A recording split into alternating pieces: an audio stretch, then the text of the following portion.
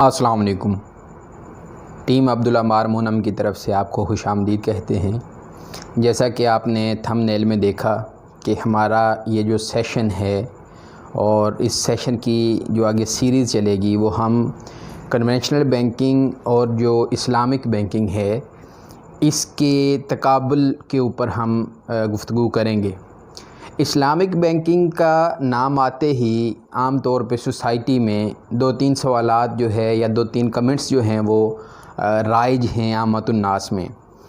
जिसमें सबसे जो मशहूर है वो ये है कि वो कहते हैं जी कि इस्लामिक बैंकिंग ऐसे ही है जैसे कान को इधर से पकड़ने के बजाय हाथ को घुमा के पकड़ा गया है। या दूसरी बात ये कही जाती है कि जी कन्वेंशनल बैंकिंग और इस्लामिक बैंकिंग में यही फ़र्क है कि बस नेमिक्लेचर का वर्ड्स का चेंज है और इसके अलावा कुछ नहीं। तीसरी चीज़ जो कही जाती है वो बड़ी शॉकिंग है और वो ये है कि जी चूँकि इस्लामिक बैंक्स अपने जो शरिया बोर्ड्स होते हैं, जो शरिया कंप्लाइंस डिपार्टमेंट होता है, उनको बड़ी ह्यूज सैलरी जो है वो चूँकि देते हैं, लिहाजा वो हर गलत सही के ऊपर जो है वो एतराज़ किए बगैर उस चीज़ को कैरी ऑन करते हैं। हमारा जो ये सीरीज़ चलेगी इसका जो बेसिक मोटिव है वो हम उन लोगों से मुखातब होने जा रहे हैं कि जिनसे जब कोई बात दलील से की जाती है तो वो उस बात को वो मानते हैं। एक गिरोह ऐसा भी है पाकिस्तान में और बाहर बैरून दुनिया में कि जो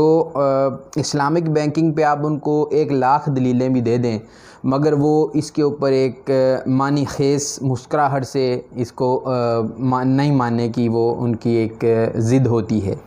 हाल ही में सोशल मीडिया पे एक लतीफ़ा सर्कुलेट हुआ जिसकी वजह से ज़ाती तौर पे मुझे उस चीज़ का दुख भी हुआ और मैं ये समझता हूँ कि हम लोगों को बहुत सारी चीज़ें जिनके ऊपर बेशुमार ऐसी चीज़ें हैं जिनको मैं नहीं जानता, अपनी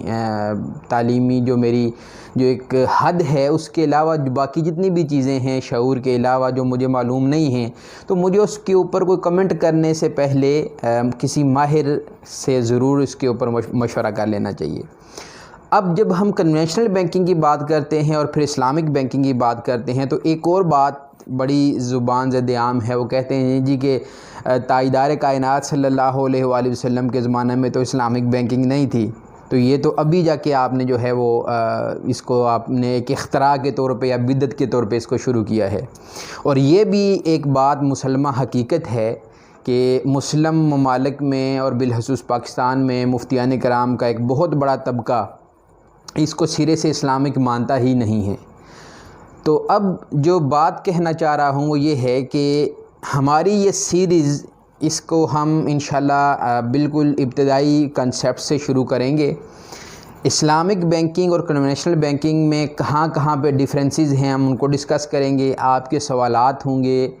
और हमारा जो मेन मोटिव है वो आमतुन्नास की अंडरस्टैंडिंग है। आगे इंशाल्लाह कुछ सेशंस आएंगे जो इस फील्ड के रिलेटेड जो लोग हैं उनके लिए एक यूँ समझ लें कि ट्रेनिंग सेशन के तौर पे होंगे, मगर पहले जो हमारे कुछ सेशंस होंगे हम उसमें कोशिश ये करेंगे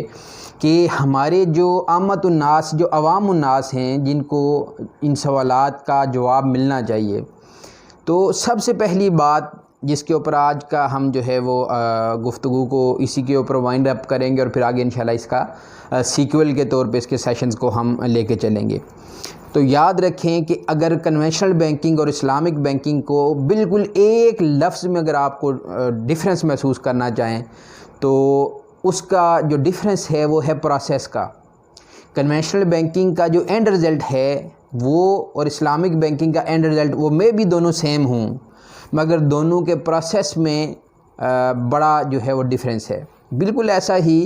इसके लिए दो मिसालें हैं, एक काफिर की ज़िंदगी है और एक मुसलमान की ज़िंदगी है। एंड दोनों का एक ही है, दोनों ने मर जाना है, मगर जिस प्रोसेस से एक काफिर इंसान ने ज़िंदगी गुजारी होगी और एक मुसलमान ने ज़िंदगी गुजारी होगी ये डिफ़ाइन करेगा कि उनमें से कौन जो है वो हक़ पे था और कौन हक़ पे नहीं था। दूसरा एक बड़ी मिसाल दी जाती है इस्लामिक बैंकिंग ट्रेनिंग सेशंस में कि एक बंदा जो मार्केट में सब्ज़ी और चिकन वगैरह लेने जाता है और वो महसूस करता है कि यार मैं जहाँ से जो है वो चिकन बाई करूँ, अब वहाँ पे एक ही जगह पे दो गोश्तों के स्टॉल लगे हुए हैं, एक तरफ चिकन है, हलाल फूड है, और एक तरफ फूड है वो भी देखने को गोश्त है। एंड रिज़ल्ट दोनों का फॉर एग्जांपल हम बात करें तो वो कीमा है, या एंड रिज़ल्ट कल जाके दोनों की उन्होंने कढ़ाई बनानी है, सालन बनाना है। मगर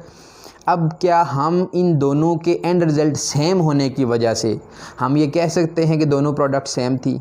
क्या दोनों का सब्जेक्ट मैटर एक जैसा था? क्या दोनों को ज़िबा एक तरीके से किया गया? क्या एक ही इंटेंशन के साथ दोनों को बेचा गया? तो हम जो कहना चाह रहे हैं कि हमारी इस्लामिक बैंकिंग का जो प्रोसेस है,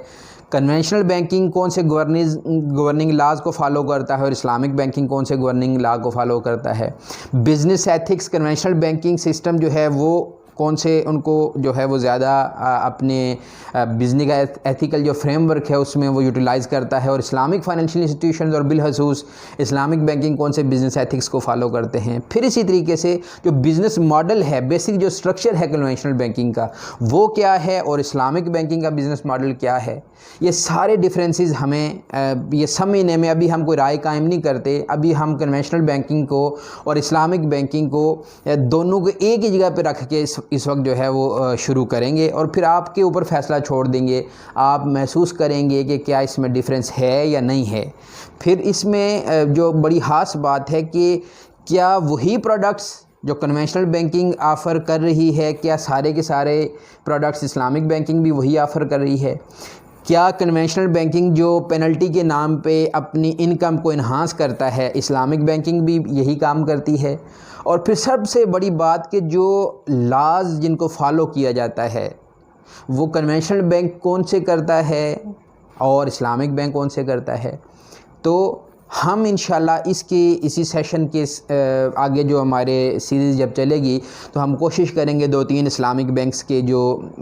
शरिया बोर्ड के जो रेजिडेंट शरिया बोर्ड मेंबर्स हैं, या हेड शरिया कंप्लाइंस डिपार्टमेंट हैं, या प्रोडक्ट स्ट्रक्चरिंग का कोई डिपार्टमेंट है, उनका हम इसमें इंशाल्लाह इंटरव्यू भी रखेंगे, आपके सवालात भी लेंगे, और आपके सवालात के लिए हमें आपका जो भी फ़ीडबैक होगा कमेंट्स में ज़रूर मुतला कीजिएगा। इंशाल्लाह हम उनके जवाबात देने की कोशिश करेंगे। लिंक जो आपकी डिस्क्रिप्शन में एक दिया गया है, एक अपना ही आर्टिकल एक शेयर कर रहा हूँ, उसमें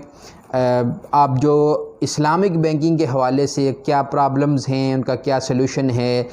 मसाइल कहाँ कहाँ पे हैं, पाबंदियाँ कहाँ कहाँ पे हैं, वो बड़ा एक कम्प्रिहेंसिव रिसर्च नोट है, उसको आप के लिए वो लिंक भी शेयर कर देंगे। और इंशाल्लाह इसी के अगले हिस्से के साथ हम दोबारा हाज़िर खिदमत होंगे। अस्सलामु अलैकुम वरहमतुल्लाह। बहुत शुक्रिया।